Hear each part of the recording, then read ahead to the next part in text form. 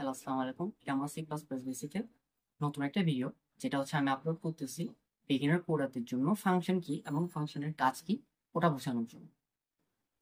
তো ফাংশন জিনিসটা আমাদের কেন প্রয়োজন সি প্লাস প্লাসে, এটা আগে আমরা যদি একটু উপলব্ধি করতে পারি তাহলে আমাদের ফাংশন শেখাটা আরো আহ, লাভজনক হবে বলে আমি মনে করি। তো আমি ফার্স্টে যদি চিন্তা করি যে ফাংশনের বেসিক কাজটাই, অথবা আমরা এটা বলতে পারি যে ফার্স্টে আমরা একটা কন্ট্রাডিকশনে আসি যে আমাদের ফাংশনের কোনো দরকার নেই। তাহলে আমরা এটাকে যদি কন্ট্রাডিক্ট করবে এমন কোন একটা জিনিস বলে ফেলতে পারি তাহলে আমরা বুঝবো ফাংশনের দরকার আছে।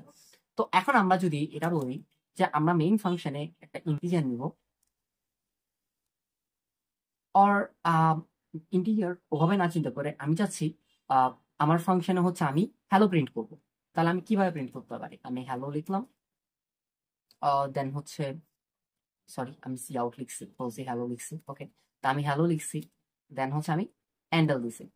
তো এখন আমি কয়বার হচ্ছে এখানে হ্যালোটা লিখতে পারবো, বা আমি চাচ্ছি দুইবার করে করে হ্যালো প্রিন্ট করতে হবে। তাহলে আমার কাছে ওয়ে কি আছে? আমি জাস্ট একবার সি আউট স্টেটমেন্ট দিলাম, এবার আবার সি আউট স্টেটমেন্ট দিলাম, তাহলে দুইবার হ্যালো লিখছি। আমি এখন কোডটা প্রিন্ট করবো, তাহলে আমার কোড রান হওয়ার পর দেখা যাচ্ছে যে দুইবার হ্যালো কিন্তু প্রিন্ট হয়েছে। কিন্তু এখন আমি যদি চারবার প্রিন্ট করতে চাই তাহলে আমাকে কি করতে হবে? আমাকে জাস্ট এই দুটা কপি করতে হবে, কপি করে কি করতে হবে, এটাকে পেস্ট করতে হবে। পেস্ট করলে তাহলে আমাদের স্বাভাবিকভাবে এটা বোঝাই যাচ্ছে যে চারবার হ্যালো প্রিন্ট হয়ে যাবে। তো আমাদের এখানে কিন্তু দেখা যাচ্ছে প্রচুর কোড লেখা প্রয়োজন পড়তেছে। এটা খুবই ফানি ওয়েতে দেখাচ্ছে, কিন্তু আসলে বোঝা যাচ্ছে যে আমাদের কোডের পরিমাণ কিন্তু অনেক বেড়ে যাচ্ছে। তো তার বদলে আমি কি করতে পারি? একটা ফাংশন ক্রিয়েট করতে পারি যেটা হচ্ছে ভয়েড। এখন আমি এত থিওরিতে যাই নাই, সেজন্য ভয়েড কেন লিখছি এটা হয়তো যদি অনেকে না বুঝে ভিডিওটার সাথে আমি থাকতে বলবো, কারণ হচ্ছে আমি পরবর্তীতে বলবো ভয়েড লেখার রিজন কি, বা কেন ভয়েড ছাড়া আমরা কি কি লিখতে পারি, ভয়েড না লিখলে কি হবে, বা ভয়েড ছাড়া অন্য কিছু লেখা যাবে কিনা। এই ধরনের কোশ্চেন গুলা কিন্তু আমরা আনসার পাবো পরবর্তীতে এই ভিডিওতে। তো আমি কি বললাম, ভয়েড লিখে একটা ফাংশন ক্রিয়েট করব যেটা হচ্ছে আমাদের হ্যালো বলবে আমাদেরকে। বাট কয়বার? একবার না, আমাদের কাছে হ্যালো দুইবার করে বলবে। তাহলে আমরা এখান থেকে জাস্ট দুইবার হ্যালোকে নিয়ে ফেলি,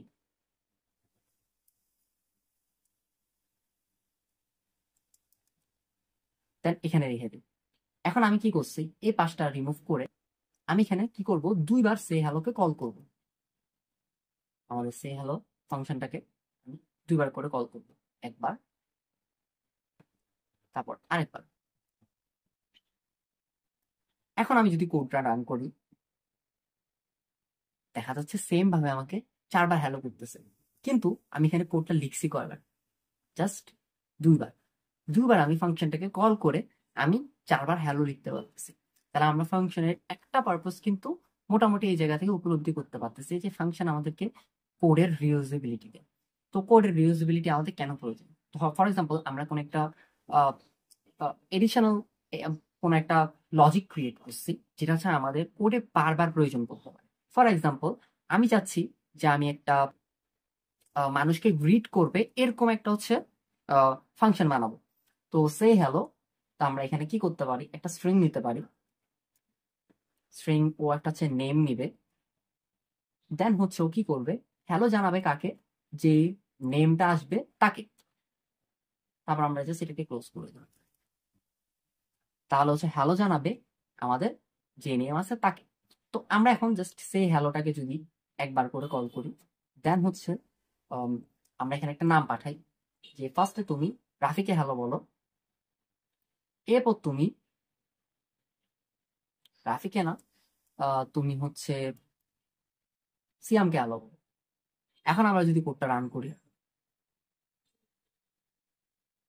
তাহলে একবারও রাফিকে হ্যালো দিছে, একবারও সিয়ামকে হ্যালো দিছে। তাহলে এটা থেকে আমরা কি বুঝতে পারতেছি, আমরা একই লজিক হচ্ছে বিভিন্ন ইনপুটের জন্য কি ইউজ করতে পারতেছি। তাহলে ফাংশন আমাদেরকে রিউজেবিলিটি দেয়। এখন আমরা ফাংশনে যদি সংজ্ঞায় যাই যে ফাংশন জিনিসটা কি, তাহলে function is a block of code যেটা হচ্ছে একটা স্পেসিফিক কাজকে পারফর্ম করতে পারবে যতবার ইচ্ছা আমাদের ততবার। এন্ড হচ্ছে এটা আমাদের কোডকে অর্গানাইজ করতে পারে, এন্ড হচ্ছে এফিসিয়েন্ট এবং রিউজেবল করতে পারে। তো এখন আমরা ফাংশনের কিছু থিওরিতে চলে যাই। যেমন আমি এখানে ভয়েড ইউজ করছি। তো ভয়েড জিনিসটা কি? ভয়েড বলতে আমরা সাধারণত কি বুঝি? ফাঁকা। তো এটাও সেম জিনিসই, ভয়েড হচ্ছে বুঝায় যে এই ফাংশনটার কোনো রিটার্ন টাইপ থাকবে না, ও নিজে কিছু রিটার্ন করবে না। ও হচ্ছে সিম্পলি জাস্ট কি করতে পারবে, যে এই কোডটা ভিতরে যা আছে সেটা এক্সিকিউট করতে পারবে, বাট মেইন ফাংশনে কোনো কিছু পাঠাতে পারবে না। তো মানে হচ্ছে আমরা যদি এখানে কোনো একটা ইন্টিজার প্রিন্ট করি, তাহলে এই কোড ব্লকটা কি করবে, আউটপুটে এটাকে প্রিন্ট করবে। কিন্তু আমরা যদি এই জায়গায় ইন্টিজার দিই, ফর এক্সাম্পল আমি একটা জিনিস আগে দেখাতে পারি, যে আমি এটার ফার্স্টে করে দিই, এটা রিমুভ করে দিই, দেন আমরা একটা ইন্টিজার নিব এ, যার ভ্যালু হচ্ছে 10। এখন আমরা কি করব, এই ইন্টিজারটাকে হচ্ছে আমাদের মেইন ফাংশনে রিটার্ন করতে চাচ্ছি। তো যেহেতু একটা ইন্টিজার রিটার্ন হচ্ছে, স্বাভাবিকভাবে এটাকে একটা ইন্টিজার কি করতে পারবে, ক্যাপচার করতে পারবে। এটাই তো বেসিক কথা, আমাদের মানে সে স্বাভাবিক সেন্সে ধরবে। তো আমি কি করছি, রিটার্ন করছি এ কে, এন্ড বলতেছি ওকে ক্যাপচার করতে। আহ, দেখা যাবে আমি যখন কোডটা রান করব, এটা কিন্তু আমাকে একটা এরর দিবে, ওটা ঠিক মতো কিন্তু রান হবে না। এটা কেন হচ্ছে, কারণ হচ্ছে আমরা এখানে ভয়েড লিখে রাখছি, ও কোনো রিটার্ন টাইপ জেনারেট করতে পারে না। আমরা যদি এই জায়গায় ইন্টিজার করে দিই, তাহলে আমাদের কোড বুঝবে কি, যে আমি হচ্ছে একটা ইন্টিজারকে রিটার্ন করতে চাচ্ছি। তাহলে আমি এখানে ইন্টিজার লিখে দিই, তাহলে আমাদের কোড একটা ইন্টিজারকে রিটার্ন করতে যাচ্ছে। রিটার্ন করে ও কি করবে, স্টোর করবে বি এর মধ্যে। এখন আমরা যদি রান করি, ওকে, আমরা কোনো প্রিন্ট স্টেটমেন্ট দিই নি। ওকে, আমরা যে একটা প্রিন্ট স্টেটমেন্ট দিই, এখন আমরা যদি বি কে প্রিন্ট করি, তাহলে দেখা যাবে যে আমাদের এ এর ভ্যালুটা প্রিন্ট হয়ে যাবে।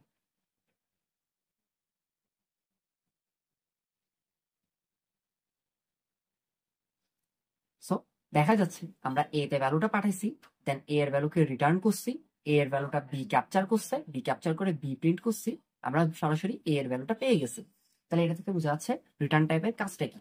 তো এরকম আরো রিটার্ন টাইপ আছে, আমরা ইন্টিজার নিতে পারবো, ইন্টিজারের রেফারেন্স নিতে পারবো, তারপর হচ্ছে আমরা ভয়েড তো আছেই, স্ট্রিং আছে, ক্যারেক্টার আছে, আমরা যে কোনো কিছুই, যত ধরনের ভেরিয়েবল আছে মোটামুটি আমরা সবকিছুই কিন্তু রিটার্ন করাতে পারবো আমাদের একটা ফাংশন থেকে। তো এটা আমি আপনাদের উপর ছেড়ে দিব, আমরা জাস্ট আমি আপনাকে দেখাচ্ছি যে এটার কাজ কি, দেন আপনারা এক্সপ্লোর করতে পারেন যে হচ্ছে এখানে কি কি করা যেতে পারে। আমরা ইন্টিজার ইউজ করতে পারবো, বা হচ্ছে আমরা ক্যারেক্টার ইউজ করতে পারবো, কি কি কোনটা কখন কি জন্য ইউজ করতে পারবো, এগুলো এক্সপ্লোর করলে আরো বেটার শেখা হবে। তাহলে আমরা এখন জাস্ট কিছু ফাংশন দেখি, কি কি ধরনের ফাংশন আছে। তো আমাদের এখন এটা দরকার নেই, আমরা ইন্টিজার বি সমান ফার্স্টে 25 লিখি, দেন হচ্ছে আমরা একটা ফাংশন লিখি sqrt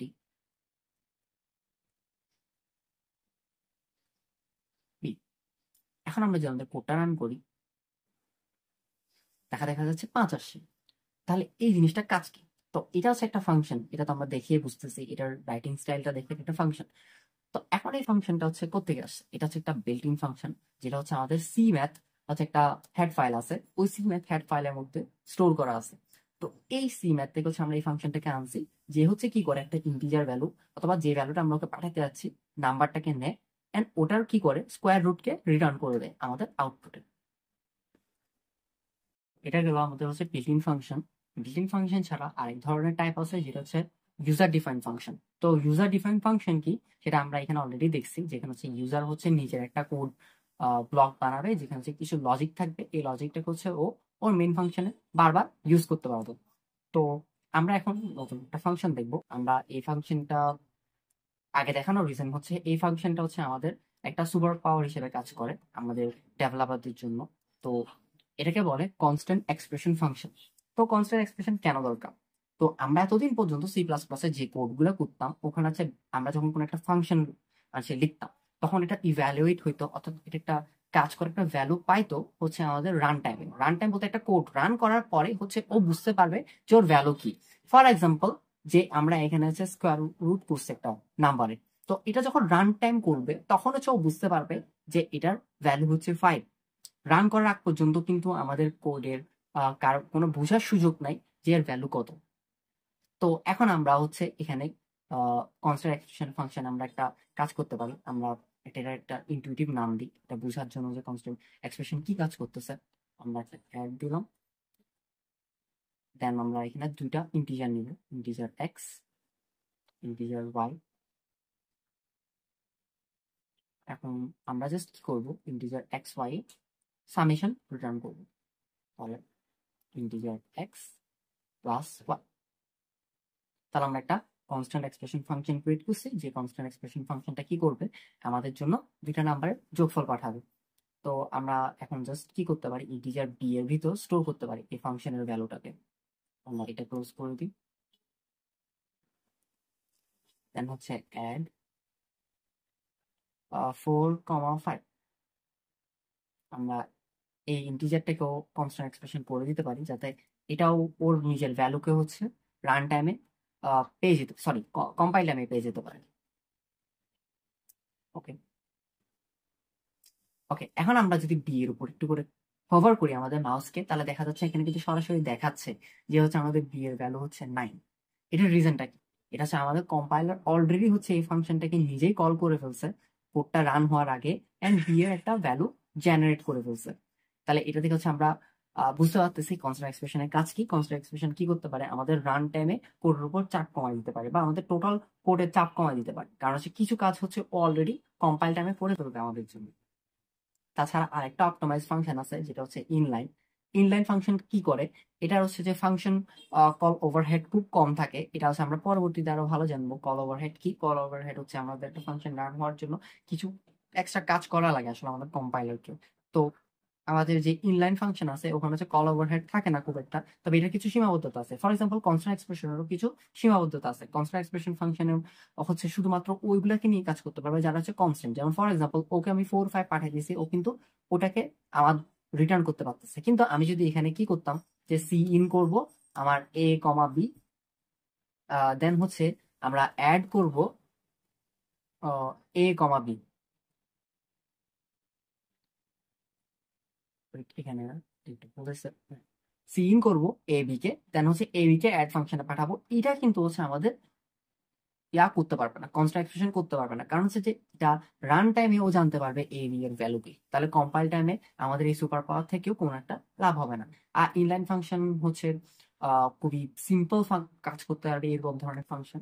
এখানে আগে লুপ ইউজ করা যেত না, এখন হয়তো হালকা পাতলা একটু টাফ লজিক ইউজ করা যায় ইনলাইনে। তবে বেটার প্র্যাকটিস হচ্ছে ইনলাইনে সব সিম্পল কাজগুলো করা, যাতে হচ্ছে আমাদের কম্পাইলার খুব ফাস্ট হচ্ছে এগুলোকে ইভ্যালুয়েট করতে পারে। ইনলাইনের কাজও কিন্তু এটা, এমন লজিক গুলা বা হচ্ছে লজিককে খুব ফাস্ট হচ্ছে কি করা, কল করে ওটার একটা ভ্যালু ইভ্যালুয়েট করা।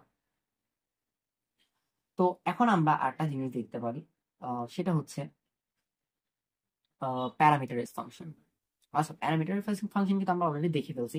আমরা আমাদের ভিডিওতে দেখছিলাম যে হচ্ছে আমরা এখন একজনের নাম পাঠাচ্ছি, ওই নামের উপর বেসিস করে হচ্ছে কি করতেছে, আমাদেরকে একজনকে হ্যালো বলতেছে। তাহলে ওখানে যে আমরা একটা ভ্যালু পাঠাচ্ছি, যে স্ট্রিং আমরা এভাবে লিখছিলাম ফর এক্সাম্পল ভিডিওতে, আমরা যদি একটু রিকল করি জিনিসটা, আমরা একটা সে হ্যালো ফাংশন আমাদের ছিল, সে হ্যালো, যেখানে ভিতর হচ্ছে আমরা আমাদের যে কোনো একজনের নামকে পাঠাইছিলাম।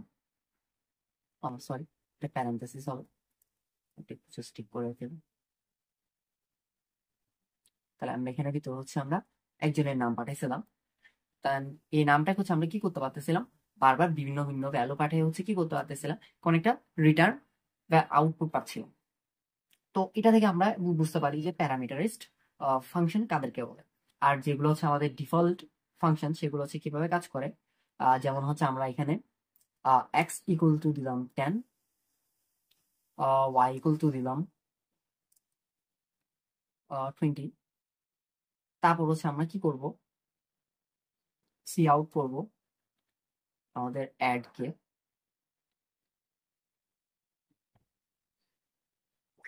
এখন আমরা যদি কোড রিটার্ন করি, এখানে কিন্তু প্যারামিটার আছে, কিন্তু আমরা প্যারামিটার না পাঠানো সত্ত্বেও এটা কিন্তু আমাদেরকে 30 শো করতেছে। এখন আমরা যদি এখানে 4,5 পাঠাই,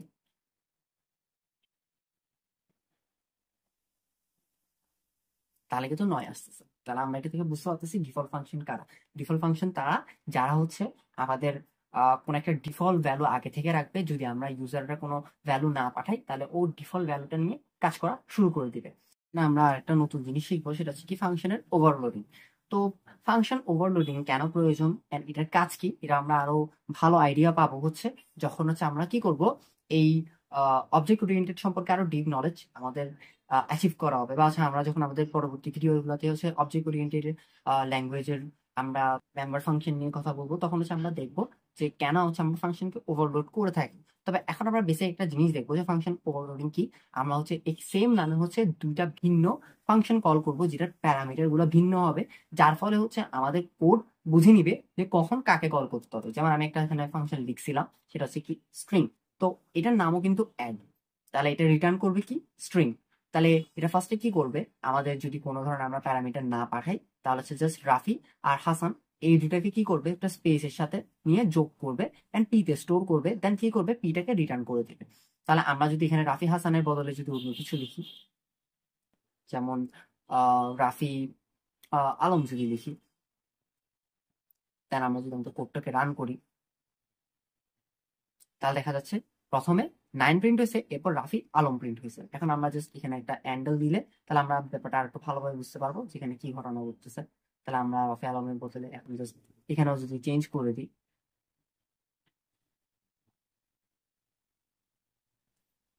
তাহলে দেখা গেছে আমাদের কোড কিন্তু ঠিক মতো কাজ করছে। তাহলে আমাদের দুটোটা ফাংশনের নাম সেম, বাট দুইটার প্যারামিটারের উপর ডিপেন্ড করে কি করছে, ও দুইটা ভিন্ন ভিন্ন কাজ করতে পারছে। এগুলোকে আমরা বলি ফাংশনের ওভারলোডিং।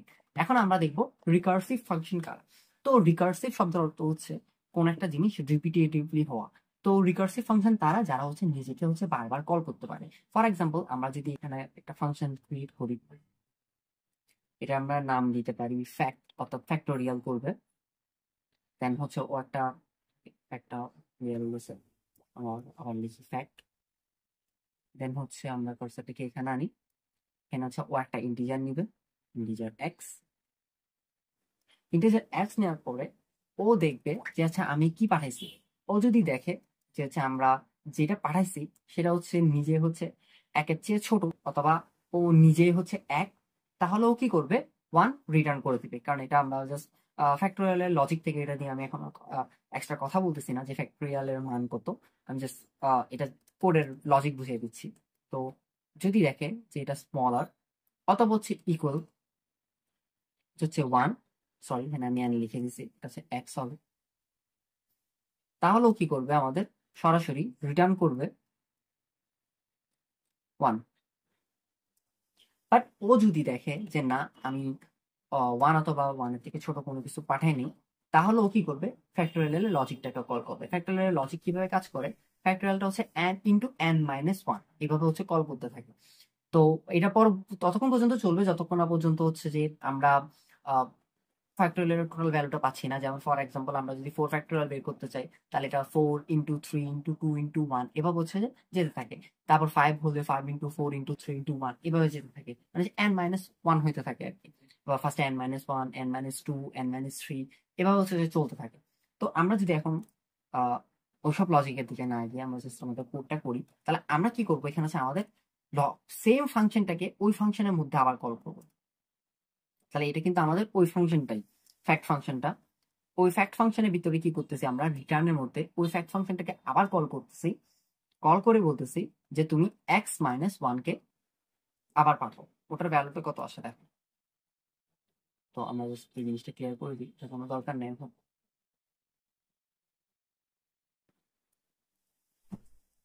আমরা যদি এখন এখানে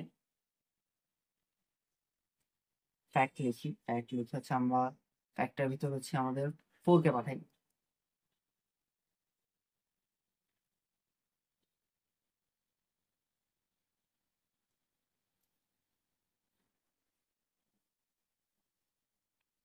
তাহলে কিন্তু 24 চলে আসছে। তাহলে আমরা যদি 4 ফ্যাক্টোরিয়াল এর মান দেখি, 4 ফ্যাক্টোরিয়াল এর মান হবে আমাদের আহ কত, 4 ইন্টু 3 ইন্টু 2 ইন্টু 1, অর্থাৎ 3 4 12, 12 দুগুণে 24, 24 একে 24। তাহলে বোঝা যাচ্ছে আমাদের কোডটা কিন্তু ঠিক মতো কাজ করতেছে। তাহলে এটা কি, এটাকে বলে রিকার্সিভ ফাংশন, যেটা হচ্ছে যে ফাংশন নিজেকে নিজেই হচ্ছে বারবার কল করতে থাকতে পারে। তাহলে আমরা এখন মোটামুটি সব ধরনের ফাংশন দেখছি। এটা ছাড়া আরেক ধরনের ফাংশন আছে যেটা হচ্ছে ফ্রেন্ড ফাংশন। এটা আমরা আমাদের হচ্ছে অবজেক্ট ওরিয়েন্টেড এর ভিডিওগুলোতে পরবর্তীতে দেখবো ফ্রেন্ড ফাংশন কি এন্ড এটা আমরা কেন ইউজ করব। তো আজকের জন্য এতটুকু। ফাংশনের ভিডিওটা আসলে অত বেশি লং করার কোনো সুযোগ নেই। তাহলে আমরা কি কি দেখলাম, আমরা হচ্ছে বিভিন্ন ফাংশন দেখলাম, ফাংশনের ধরন দেখলাম, ফাংশনের রিটার্ন টাইপ দেখলাম, ফাংশন আমরা কেন ইউজ করবো ওটা সম্পর্কে একটা ধারণা পেলাম।